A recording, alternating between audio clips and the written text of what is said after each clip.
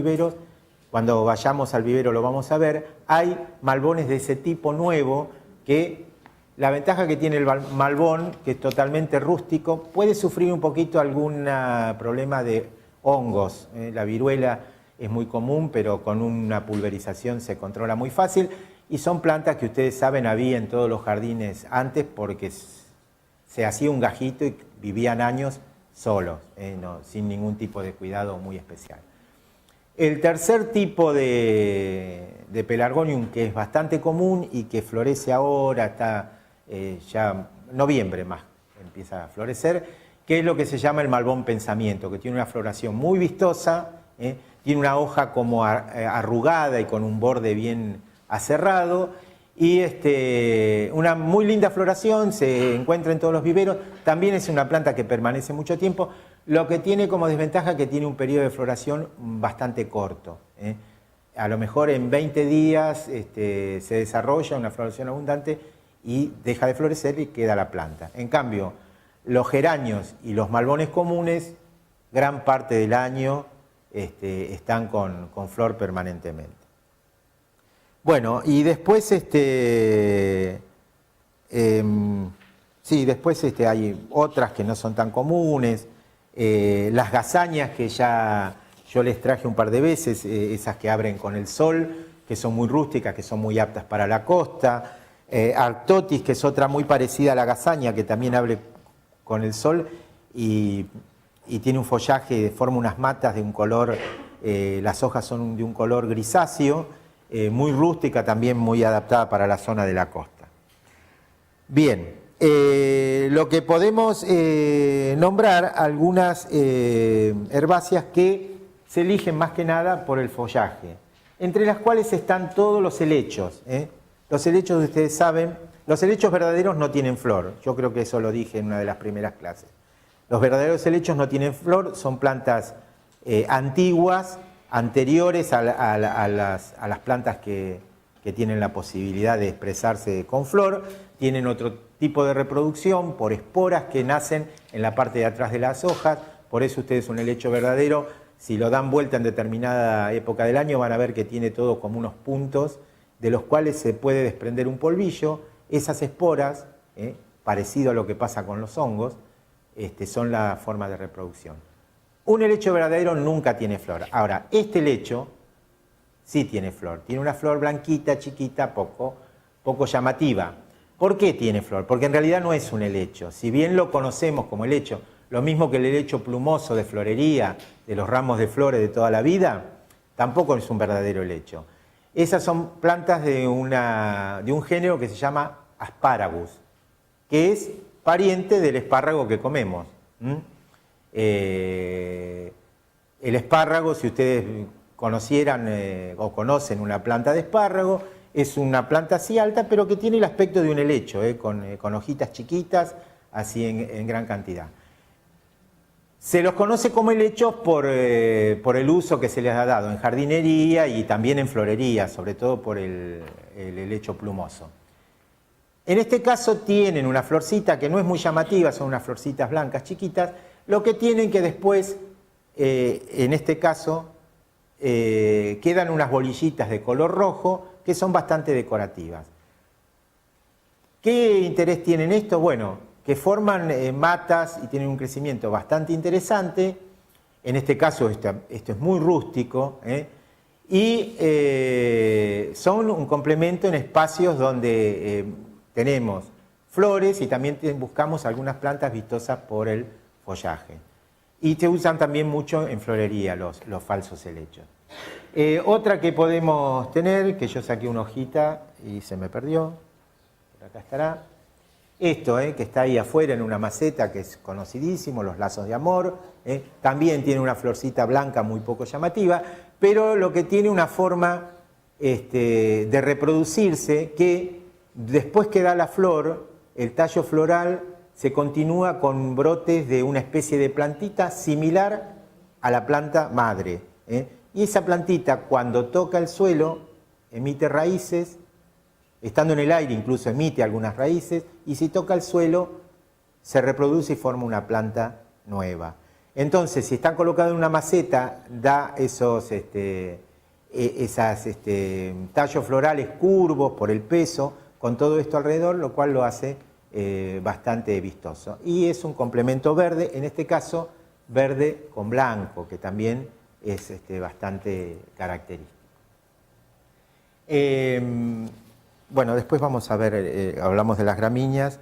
Esta también, que yo les mostré antes, que les dije que se usaba como cubresuelo, también tiene una flor rosadita, también no muy vistosa, pero sí lo que tiene interesante la coloración del follaje, y así hay un conjunto de plantas que tienen estas características. Dentro de las herbáceas hay un grupo de plantas que se han incorporado a los diseños en los últimos años, que antes realmente no estaban muy valorizadas, que son las gramíneas. Empezaron a difundirse, realmente tienen muy buenas características para determinados tipos de diseños, y hoy hay en todos los viveros distintos tipos de gramíneas, incluso hay viveros que se especializan en gramíneas donde tienen una mayor variedad y han traído gramíneas del exterior, de Sudáfrica, de Estados Unidos, de distintos lugares de Europa, porque entraron con mucha fuerza en muchos proyectos. Por ejemplo, eso que ven ahí, que son plantas de Paspalum. Tienen unas siluetas bastante características, es una silueta en forma de vaso, muchas veces con las puntas que caen, entonces se empezaron a incorporar sobre todo cuando se empezó a trabajar los diseños de tipo minimalista, con pocas especies y con alineaciones, como en este caso, y algunas de las fotos que hemos visto, y podemos volver a ver. ¿Qué ventajas tienen las gramíneas? Son plantas en general, si están en la zona que corresponden, porque hay algunas que son de clima tropical y acá nos va a costar muchísimo tenerlas porque no toleran el frío. Pero si están en la zona que le corresponde, por ejemplo estos Paspalum, aguantan perfectamente el frío, prácticamente uno se puede olvidar bastante del riego porque no necesitan un riego permanente, y desde el punto de vista del trabajo del diseño de un parque, y más que nada en un parque, tienen la ventaja de que se utilizan mucho en espacios grandes precisamente por eso, porque no necesitan mucho mantenimiento. A lo mejor en un espacio pequeño no convendría utilizar muchas, se pueden utilizar algunas, pero no muchas, porque algunas tienen un desarrollo bastante importante. Pero en espacios grandes son plantas que prácticamente se cuidan solas. ¿Qué mantenimiento necesitan? Normalmente las que tienen floración, por ejemplo el caso típico que ya lo hemos hablado de las cortaderas, llega un momento del año que la flor aguanta bastante en la planta, pero empieza a desmerecerse, empieza a perder forma y se va, las pelucitas esas que son las flores se van deshaciendo. Entonces, ¿qué hay que hacer? Hay que podar la parte de flores. Hay otras que en determinada época del año aparentemente se secan. Digo aparentemente porque en realidad no se secan. Se seca gran parte de la parte aérea de las hojas, pero en la primavera, en esta época, empiezan nuevamente a brotar. O sea que son perennes, van a vivir varios años, pero tienen un periodo en el cual prácticamente pierden el follaje. Durante un tiempo, esas plantas secas en el jardín también aportan lo suyo, porque generalmente tienen una coloración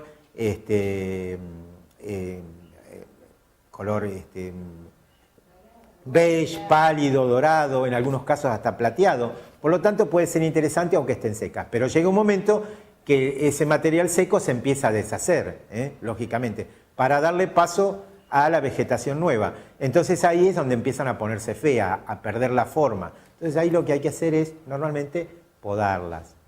Se podan, se hace una poda fuerte en esos casos, y se espera que a lo mejor en un mes y medio, empieza la vegetación nueva. Entonces, la ventaja es esa, mantenimiento muy bajo, salvo una poda de parte del follaje o de flores secas, no necesita más nada, siempre y cuando estén en el clima adecuado. La época de floración, normalmente la mayoría son de primavera, verano, y la característica que tienen en muchos casos, que la floración permanece en la planta durante el otoño, a veces llega hasta el invierno también, porque quedan las flores secas. Por ejemplo, el caso más común es el caso de las cortaderas. Otra característica a tener en cuenta, que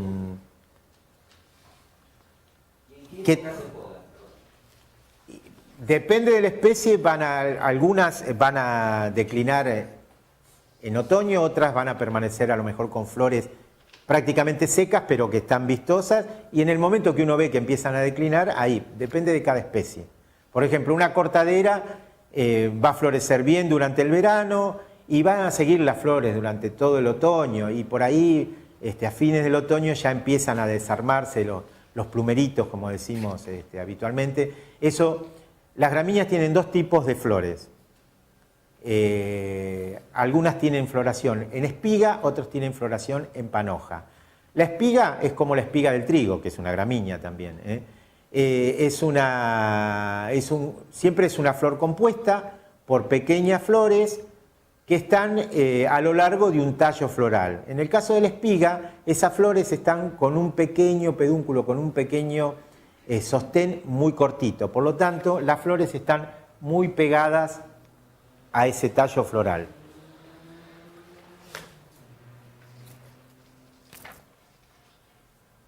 Tiene un pequeño tallito floral y acá va a estar la flor.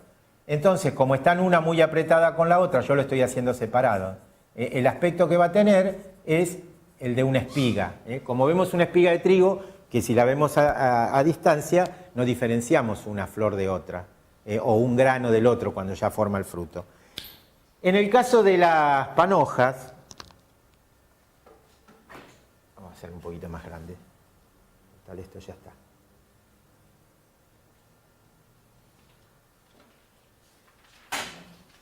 En el caso de las panojas, que son más vistosas si se quiere, sobre ese tallo floral van a estar las flores, pero van a tener un pedúnculo más largo.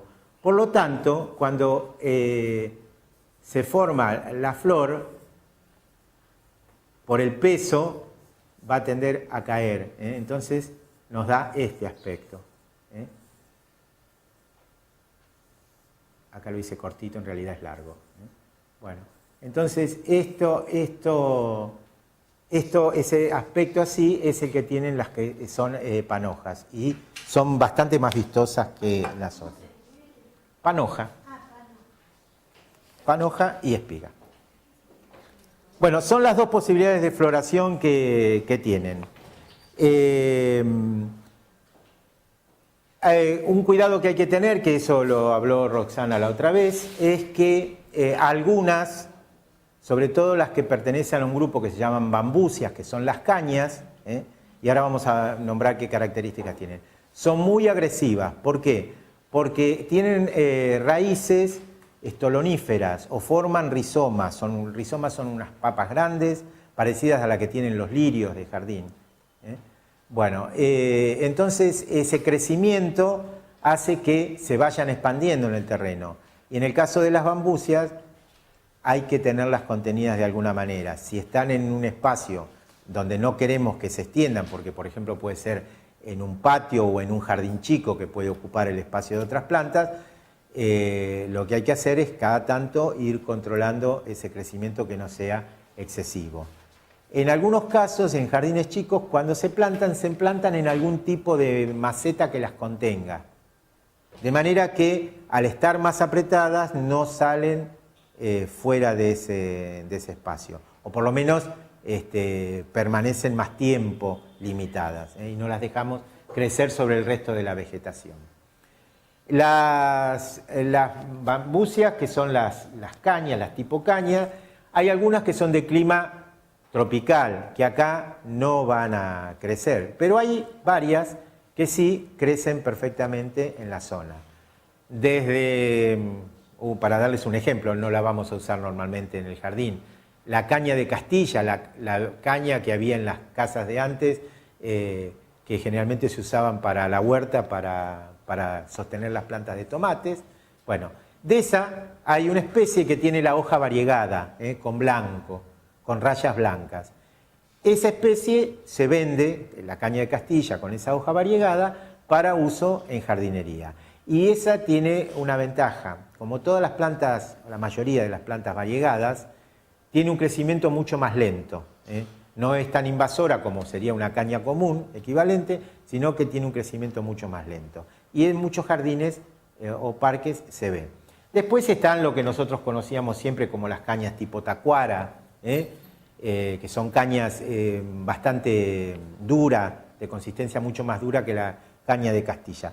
Precisamente, se llaman cañas porque el tipo de tallo que tiene, con un tallo largo, con nudos cada tanto,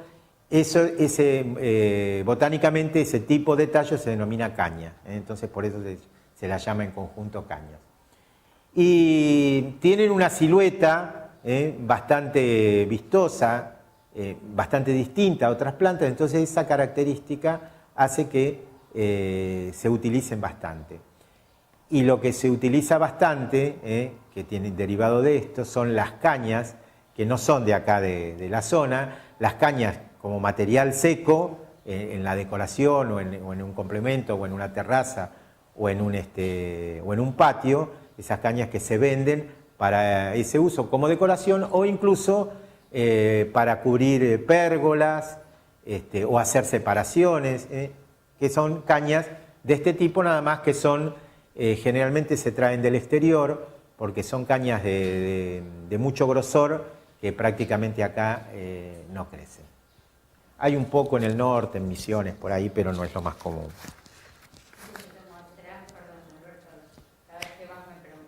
Sí, sí. El terreno mío es de 33. El terreno que pasa por atrás de 43, 30 es de los chicos de Camarón Brujo. Ellos tienen atrás que es una selva de cañas. Y ellos las usan, porque a veces le hemos dicho, sacar, qué sé yo, ralean, yuyos y demás, pero dejan las cañas y con eso arman muchas veces los pinchitos de exposiciones que tienen en las playas para las tablas y demás. Que ciertas únicas las uso como fondo. Claro. Bueno, vamos a nombrar 4 o 5, aparte de las cañas. Ya nombramos las cortaderas, todos las conocen acá, es una planta totalmente naturalizada, es típica de la región, por lo tanto ustedes ven en la costa que crecen los médanos en cualquier campo cercano de la costa, totalmente naturalizada. Otro tipo que es muy parecido pero de un tamaño más bajo son los miscanthus.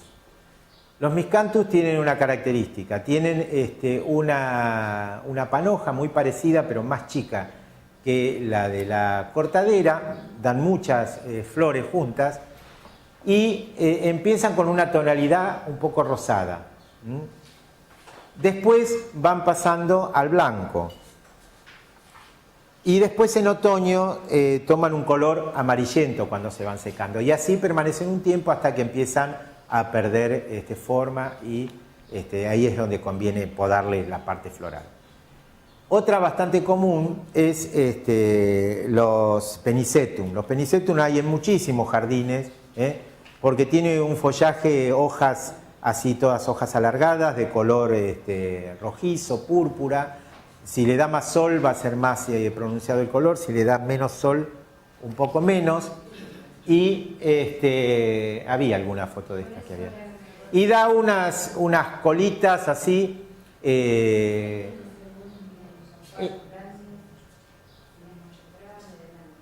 pero esos son bueno, una que no nombramos, por ejemplo, entre las perennes que se usa muchísimo en los últimos tiempos son los agapantos. Me olvidé de nombrarlo, se está usando muchísimo, también es una planta que se cuida sola, y los hemerocalis como estos, los agapantos, lo normal es encontrarlos en colores, ese color azul violáceo. Hay también agapantos blancos que se pueden encontrar en los viveros y raramente también hay un agapanto de color rosado, de los cuales muy pocas veces he visto. Pero también existe esa posibilidad. También se mantiene sola.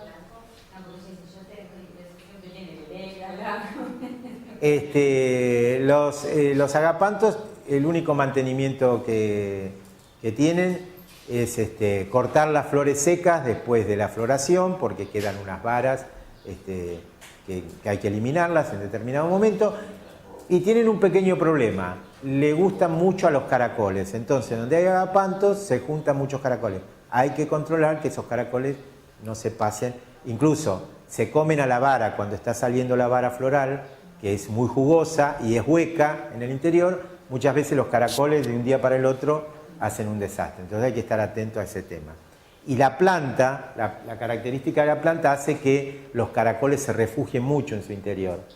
Por lo tanto, son matas grandes, bastante altas, así 70, 80 centímetros, entonces ahí es un buen refugio para los caracoles. La otra que vieron, de flores amarillas, los hemerocalis, ahí. También hojas acintadas, una floración muy vistosa. Son plantas también que se usan en espacios grandes, se pueden hacer líneas. En determinada época del año, en pleno invierno, muchas veces pierden hoja y se ponen un poco feos en ese aspecto, pero ya hace un mes y pico que están rebrotando y ya están empezando a florecer por ahí, por paso, ¿no? Vimos en una vereda que le da mucho sol, se ve que tiene toda la tarde pleno sol, ya están florecidos. Y Rosana dice que no, yo en Miramar tengo algunos que no florecieron todavía, así que se ve que el pleno sol influye en que florezcan antes o después. Hay una gran variedad de colores, incluso hay en Chacabuco, creo que es una señora que se dedica que tiene un vivero donde se especializa en este tipo de plantas y tiene 60, 70 variedades. ¿No lo tiene más? ¿No está mal? Oh, qué pena. Bueno, probablemente ella dejó, o pasó algo con ella, porque era una señora bastante mayor. Pero la hija no continuó, y bueno. Entonces parece que vendieron toda la producción. Bueno, sí, es una lástima, porque era Margaret Dean. La planta, Hemerocalis. Hemero. Te lo escribo.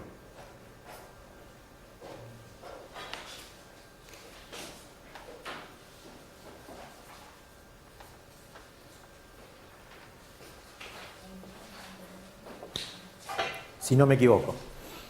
¿Está bien? Bueno, hay una gran variedad de colores. Hay...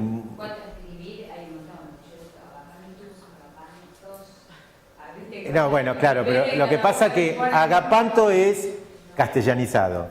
Agapanthus es la denominación botánica. Pero no tiene una denominación común, se usa la palabra botánica. ¿Y la floración de esto es más duradera que la del agapanto? Más o menos. Cada flor, sí, pero como da muchas varas, como ven ahí... Igual eso, perdón, me parece que sí, cirrinchos son esos. ¿Ah, sí?